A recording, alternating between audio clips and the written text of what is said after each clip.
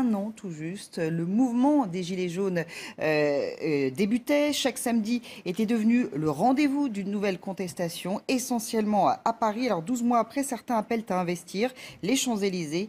À noter que le secteur sera bouclé avec 37 unités de forces mobiles réquisitionnées.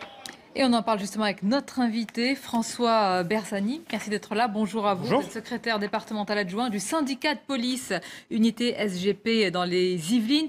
Il y a un an, j'allais dire la France était surprise, mais également, j'allais dire, les responsables politiques et la police. On se souvient de ces premiers samedis où, il est vrai, on parlait beaucoup déjà de la doctrine de la police et on avait l'impression que vous étiez, en tous les cas, que les ordres n'étaient pas adéquats déjà à ce moment-là.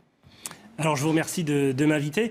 J'en profite pour m'étonner au nom de notre organisation, qui est la première organisation chez les gardiens de la paix et les gradés de la police nationale, de l'absence récurrente sur les plateaux de télévision de l'administration, à savoir le ministère de l'Intérieur, la direction générale de la police nationale ou la préfecture de police, pour tirer des enseignements comme aujourd'hui de ces épisodes Gilets jaunes.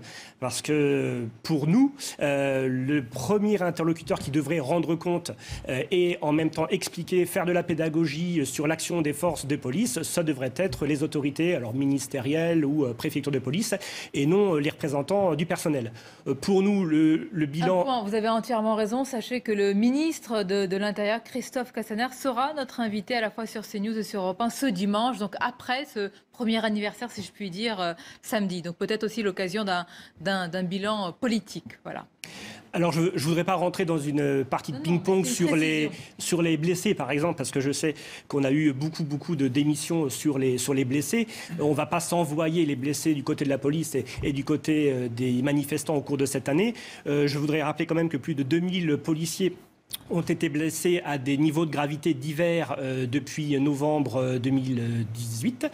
Je voudrais également rappeler que, bizarrement, en fait, ce qui a amené cette crise sociétale a disparu et qu'on a focalisé depuis de nombreux mois sur l'action des forces de police en oubliant quand même pourquoi ces personnes se sont rassemblées. On parle de la souffrance, de la colère, de l'aspect social, mais on profite de l'occasion pour que vous soyez là pour parler de la doctrine de la police. On n'en fait pas une fixation, mais on essaie de comprendre. Est-ce qu'il y a une évolution? Est-ce qu'un an après, est-ce que demain, vous êtes prêts? On sait qu'il y a un effectif et un dispositif qui est conséquent, véritablement. Est-ce que vous-même, c'était ma question, elle n'est pas du tout politique. Je veux dire, sur le terrain, vous tirez déjà, et désormais, les conséquences depuis un an. Oui, des enseignements ont pu être tirés très rapidement, surtout sur les épisodes les plus tendus, on va dire de novembre, décembre, janvier 2018-2019. On s'est très vite aperçu que les effectifs n'étaient pas à la hauteur de l'enjeu.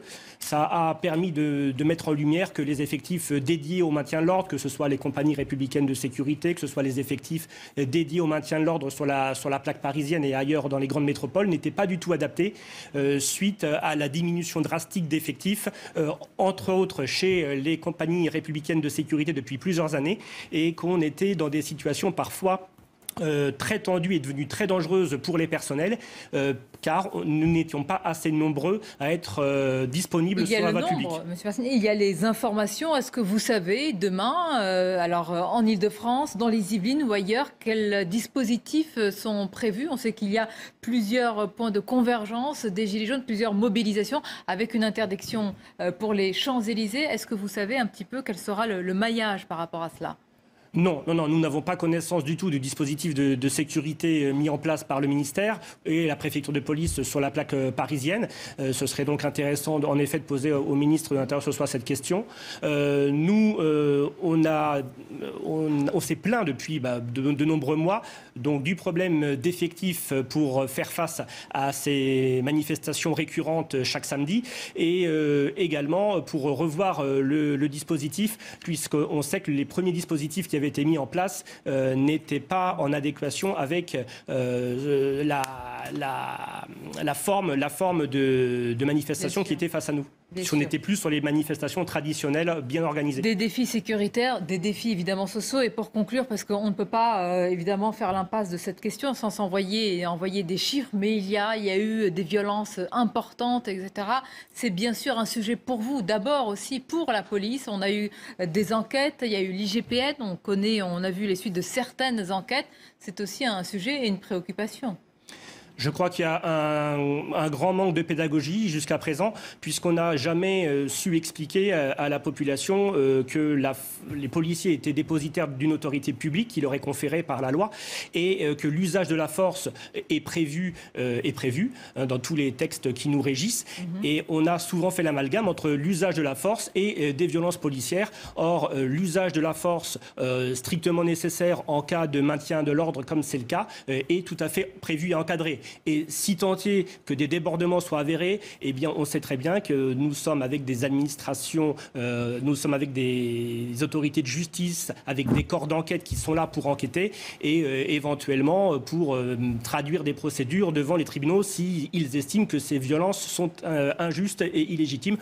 Pour l'instant, en tout cas, nous n'avons pas de retour. Merci François Bersani d'avoir été notre invité dans Midi News. Donc avant cette journée de demain et en pleine actualité sociale bouillonnante. Retrouvez toute notre actualité sur videopolice.com, la chaîne YouTube d'Unité SGP Police.